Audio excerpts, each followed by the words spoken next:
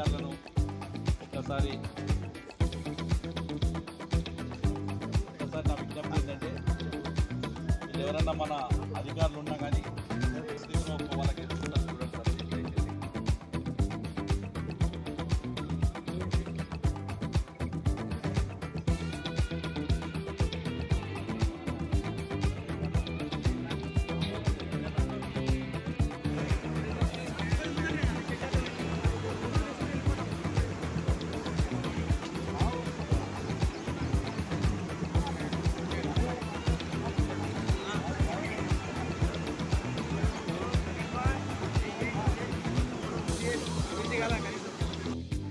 ఇదే కాదు, నేను ఇవాళ కామారెడ్డికి పోయే ఈ రోడ్డు కూడా కేంద్ర ప్రభుత్వం నిధులు ఇచ్చడానికి సిద్ధంగా ఉంది.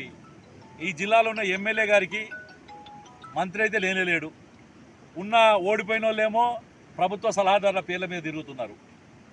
ఎందుకంటే ముఖ్యమంత్రి ఓడిపోయిన నియోజకవర్గం పక్కనే ఉంటుంది కామారెడ్డి.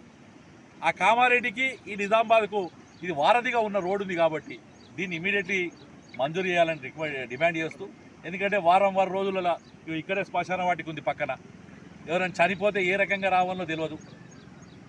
సిరికొండ ఇంత పెద్ద మండల హెడ్ క్వార్టరు, 4-5 అంటే దగ్గర 5,000 కన్నా ఎక్కువ పాపులేషన్ ఉన్న ఊరు, చనిపోతే ఊరు బయటకు ఎట్లా పోవాలో తీసుకురాని పరిస్థితి 3 దిక్కులు అదే పరిస్థితి ఉంది. కాబట్టి నేను అడిగేది, యంత్రాంగాన్ని అడిగేది, ఇది ప్రజలు ఏదో మీరు విగ్రహాలు పెట్టుకునేందుకో దాన్ని పెట్టుకునేందుకు కాదు, ప్రజల అవసరం, నిత్యం అవసరం. నేను ఈ 3 సంవత్సరాల 3వసారి అనుకుంటా ఆయన పంటలు ఉష్క పెడుతుంటే చూస్తుంది. ఆడ కొండూరులో అదే పరిస్థితి చూశాను నేను.